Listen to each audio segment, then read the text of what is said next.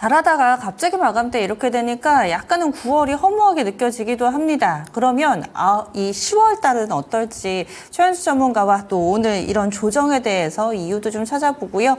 이야기 나눠보도록 하죠. 전문가님 안녕하세요.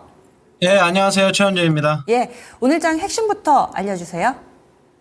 저는 오늘장 니케이 지수가 오늘 상당히 급락을 했잖아요. 네. 5% 정도 급락해가지고 우리나라 증시 거기에 좀 영향을 받은 게 아닌가 그렇게 봐가지고 니케이 지수 급락에 큰 폭 하락 이렇게 정리해드리겠습니다. 네, 일본 쪽 영향을 받았다라고 보시는 건데 엔켈이 청산 우려가 현실이 좀 되는 것인가, 그리고 일시적일지 우리 증시 금요일 날 마칠 때쯤에 이 결과가 좀 나왔었잖아요. 오늘장 우리가 어떻게 소화를 한 건지 설명을 좀 해주시죠. 우리나라 증시는 오늘 일본 증시는 급락, 중국 증시는 급등인데 항상 보면은 안 좋은 쪽만 따라가는 것 같아요. 결국에는 이시바 총리가 당선이 되면서 금리 인상이 우호적인 인사이잖아요. 이분이. 그런데 그러면서 이제 지금 엔 달러 보시면은 지금 차트 보시면은 좀 아래쪽으로 계속 좀 열려 있고 그러다 보니까 외국인들은 그거에 대한 우려로 오늘 1조 정도 파는 게 아닌가. 일단 모멘텀도 없고 우리나라 현재 증시에 그런 것으로 보고 있고요. 현재 우리나라 증시 모멘텀도 없고 외국인 매도로가 이렇게 크게 나오면서 일단은 좀 관망하는 전략이 일단은 좀 좋아 보입니다. 지금 엔화 강세가 나타나고 있는데 과연 어디까지 시장에 미칠지 파급력을 한번 좀 봐야 될 것으로 보고 있고요. 지금 현재는 종목 없다고 봐야 돼요. 지수가 이렇게 빠지니까 종목별 전략보다는 역시 전체적인 시장 안정을 확인한 다음에 좀 매수하는 게 좋지 않나 그렇게 보고 있습니다. 추가 조정 가능성도 그럼 열어두고 계신 건가요?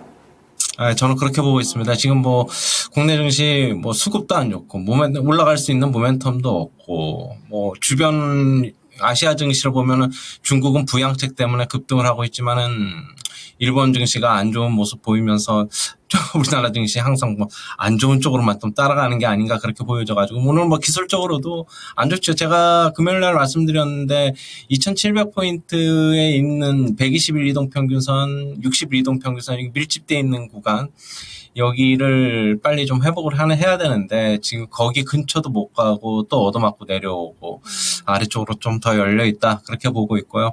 좀 매매는 좀 자제하는 게 좋지 않나 좀 그렇게 보고 있습니다. 네, 추석 연휴 이후 반등을 즐겁게 누리던 분들께는 된소리 같은 오늘의 하락인데요. 그렇다면은 포트폴리오를 이제 좀 조정할 수 있는 기간도 내일이 휴장이기 때문에 어떻게 좀 해야 되나 고민이 좀 되실 것 같아요. 앞으로는 그렇다면은 어떻게 대응을 해야 될지, 지금이라도 현금을 좀 마련을 해둬야 될지, 아니면 그대로 좀 관망세 포지션을 유지를 해야 될지 어떤 시각이신가요? 2차 전지 쪽에 들어가신 분들은 지금도 수익이잖아요. 저는 그럼 챙기자는 입장이고요. 반도체 같은 경우에는 하이닉스는 최근에 매수하신 분들은 그래도 수익권 아니겠습니까? 삼성전자야 그렇지만은 저는 그렇다고 본다면은 조금 챙길 수 있는 것들은 다 좀 챙겨놓자. 지금 그런 입장이고요. 일단 이번 주를 예상을 할 때 계속 퐁당퐁당 이제 영업일이 있잖아요. 하루 쉬고 하루 놀고 하루 쉬고 하루 놀고 하루 쉬고 하루 장 열리고 그러다 보니까 저는 수급이 굉장히 좀 취약할 걸로 봤는데 생각보다 더 많이 빠지고 있어가지고 굉장히 시장 질이 안 좋다, 약하다 그렇게 보고 있고 오늘 올라가는 종목들은 별 볼일 없는 종목들이니까 그냥 보지도 말자 그렇게 보고 있고 전 중국발 모멘텀도 국내 시장 같은 경우에는 만약에 조정이 나온다 그러면은 중국 관련 주식들에 한번 들어가 볼 만한데 굳이 지금 이 시점에서 중국 관련 주식들 추격 매수해야 되느냐 그것도 좀 회의적이다 그렇게 보고 있습니다. 네, 그래서 수익 난 분들 어느 정도 챙길 수 있는 권역이면 챙기면 좋겠고 아니라면은 신규 매수는 좀 자제하는 걸로 이렇게 얘기를 해주셨는데 이번 주에 내일 쉬고요. 수요일, 금요일 이렇게 또 10월 초로 접어들게 됩니다. 10월 증시 전체적으로는 어떻게 예상하고 계세요?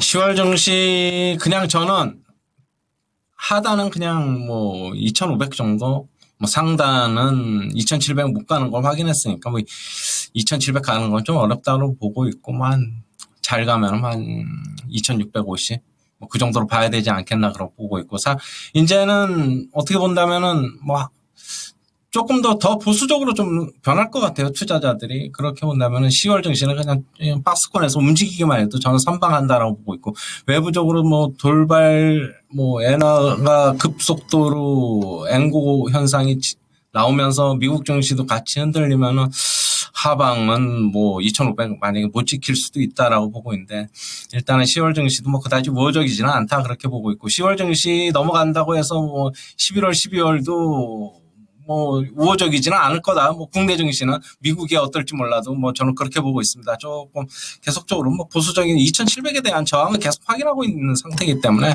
계속 보수적인 전략 밑에 오면은 뭐 한번 뭐 다시 한번 뭐 매수하더라도 일단은 좀 전체적인 지수 보고 종목을 봐야 되지 않나 그렇게 보고 있습니다.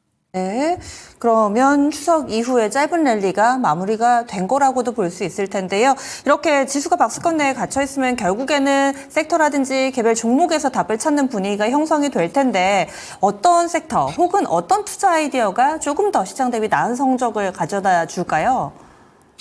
저는 아까 조금 전 계속 얘기했는데 지금 현재는 올라가면 전체 다 올라가는 거고 빠지면 전체 다 빠져요. 물론 좀 더 빠지는 섹터는 있을 수도 있지만은 그냥 지수 보고 그냥 대형주 위주에서 모멘텀을 가지고 그때 뭐 샀다 팔았다 하는 게 차라리 더 낫지 않나라고 보고 있고 그냥 올라가면 그냥 최근에 보면은 모든 업종 모든 섹터들 다 같이 올라가는 분위기니까 뭐 그런 걸 어디서 주도주를 찾는다기보다는 그냥 지수의 같이 움직임에 따라서 같이 순환매 양상 그냥 나올 것으로 보고 있어가지고 그냥 너무 종목 섹터에 이게 주도주가 되지 않을까 찾는 것보다는 지수 흐름에 그냥 발 맞춰서 그냥 매매 전략 펼치는 게 더 낫지 않나 그렇게 보고 있습니다. 네, 알겠습니다.